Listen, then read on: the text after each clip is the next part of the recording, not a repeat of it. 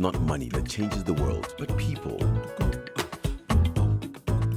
What if you could donate yourself to a charitable organization for a year and get paid for it? In 2010, Vodacom launched a unique initiative that mobilizes skilled people to work for a non-profit organization of their choice. Over the past 2 years, 20 South Africans spent a year dedicating their life and passion to make a difference in communities, and with great success. Join us as we look back at the class of 2012 and the awesome work they did last year. Her work as an early childhood development specialist at Noah's Umlazi Ark has taught Tammy Dutton that when relationships are built out of love, respect and teamwork, the world is truly changed.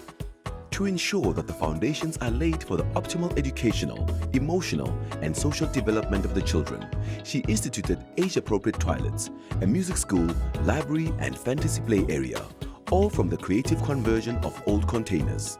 For Tammy, the magic lay with her colleagues who work at grassroots level with complete dedication and few resources. There's so many people out there that are desperate to help but don't know where to start. And by having a company like Vodacom, who are honestly so passionate about making a difference, it's a perfect partnership between a passionate individual and a company willing to fund their dreams, working together to make a sustainable difference in South Africa. Armed with the belief that strong family ties create a strong community, Nelia van Deventer achieved much more than she thought possible and will consequently stay at the family South Africa. She ensured that satellite further education and training colleges were established around the Northern Cape. She also implemented a 24-hour trauma center as well as the HOPE project, which provides emergency assistance, free STD and HIV testing, crisis counseling and advocacy for sexual assault and abuse victims. Kitchen is one of the ways bringing the community together. They don't only get soup here, they get group sessions, counselling, they talk about parental guidance, HIV/AIDS, family violence. For Mpulukeng Kambule, her year at New Beginnings was an emotional roller coaster ride of highlights, crime and community dynamics. But the seeds she planted germinated into the Day and Aftercare Center, which enrolls children who've never been to school because they couldn't afford it.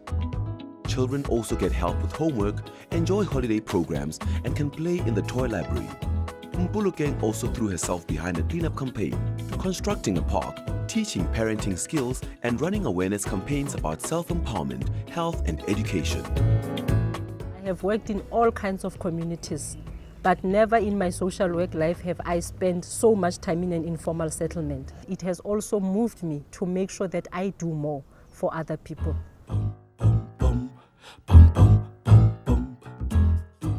As a Vodacom volunteer in the wood workshop of the Free State Residential Care Center, Gerard Greiling expanded the floor area and also instituted a health and safety program which saw much fewer accidents for the mentally challenged workers. And with its quality assurance system, new products and new machines which are easier to operate, sales at the annual Christmas market increased by 20%. This is the center's main source of income. These and other improvements have enhanced the skills and sense of self-fulfillment of the residents. I would like to express my gratitude towards Vodacom for the Change the World program. For this has truly been an amazing and life-changing experience. Most of Sarah Barnes's work at the Smile Foundation involved giving support to children who undergo surgery for cleft lip or palate. She also got a major project, Cleft Friends, off the ground, which supports parents with cleft lip children. The project even has its own donors. Another highlight was the outreach program she established in the Eastern Cape, supporting parents and their children through various surgeries. Because of Sarah's dedication, she continues working for the Smile Foundation as a consulting psychologist. I feel really privileged to be allowed into someone's life like that, and when they are feeling most anxious and most scared, and they rely on you. That's something. Helping people to achieve their dreams and removing obstacles is what skilled marketer Linda Brash did by raising public awareness of Tsiba Business School. Her most memorable moment was the Tsiba graduation, which had the highest number of graduates the school had ever seen. Even before year end, she achieved all her goals, including getting 1.5 million rand worth of press coverage for Tsiba and setting up a computer lab for skills training. Absolutely loved every second at Tsiba, just working with such incredible, inspiring people every single day. Jacquina Millo spent much of her year at the Ndlovu Care Group, assessing and providing support services to orphaned and vulnerable children to relieve them of all their parental responsibilities. Jacquina's highlight was a donation to Ndlovu to build houses for 20 of the child-headed families for much-needed security and shelter. But that's not all. She also trained life skills facilitators who are recent matriculants and teach life skills through puppet shows and mentoring.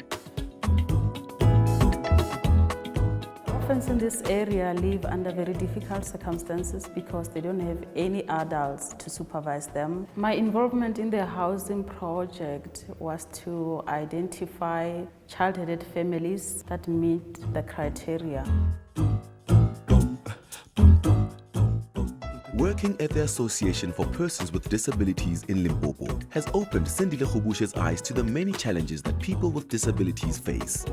This inspired him to focus on getting funding, devising a funding plan, creating a database of funders, and approaching companies for funding. This will be used for APD's training center and vegetable garden, which can generate sustenance as well as an income for the center. It's an experience that I've learned that people can do more than we think they can do. And to me, it means that I'm trying to help them to achieve their goals. The Granny program, which has been volunteer Rachel Tembo's focus, chose gogos from the community and assigned 2 young children to each.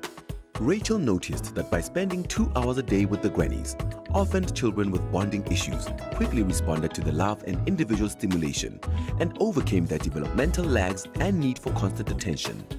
For Rachel, her year has highlighted the huge difference that love and support make to children, which will help them form meaningful adult relationships.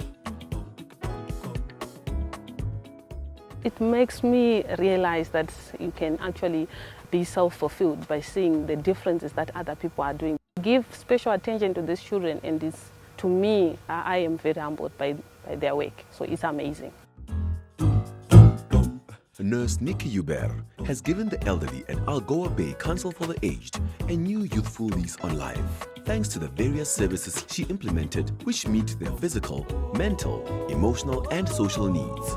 Some of them have felt so revitalized that they even entered the Golden Games, the Olympics for people over 65.